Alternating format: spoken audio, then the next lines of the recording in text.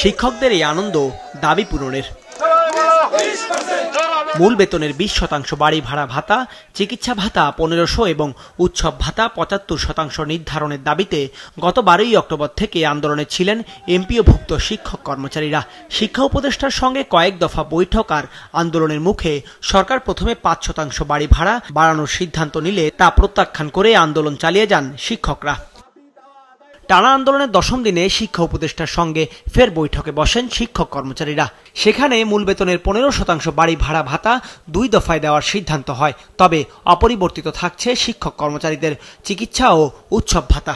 বেসরকারি এমপিওভুক্ত শিক্ষক এবং কর্মচারীদের সংক্রান্ত তাদেরকে যেটা ইম্প্যাক্ট করবে এই ধরনের একটা সিদ্ধান্ত এটা হলো 5% থেকে 5.5% এই 7% এই বছর, এবং আগামী বছর এটা পুরোটা উন্নীত হয়ে 15% সেটা হবে।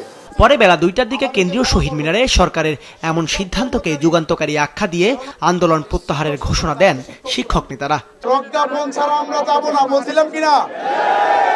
এই যে দেখেন প্রজ্ঞাপন হাতে নিয়ে এসেছি। সরকারের সাথে যে আলোচনা হয়েছে এবং প্রজ্ঞাপন দিয়েছে, আমরা এখন দেখি আমাদের সকল আন্দোলন কর্মসূচি আমরা প্রত্যাহার করছি। আমরা আগামীকালকে শ্রেণীকক্ষে ফিরছি। আমাদের কষ্ট হইলেও আমরা শনিবারগুলো খোলা রেখে তাদের এই যে 8 দিন ক্ষতি হয়েছে আমরা ইনশাআল্লাহ পুষাই দিব। তবে বাকি 2 দাবি পূরণ না হওয়ায় অনেক শিক্ষক হতাশাও প্রকাশ করেন। ততটা সন্তুষ্ট আমরা হতে পারি নাই। যদি একত্রিতভাবে 20% বা 15% দেওয়া হতো তাহলে হয়তো আমাদের মনকে সান্ত্বনা দিতে পারতাম। মেডিকেল ভাতা এবং কর্মচারীদের জন্য উৎসব ভাতা বাড়ানোর কোনো কথা প্রজ্ঞাপনে নেই, সেজন্য আমরা হতাশ।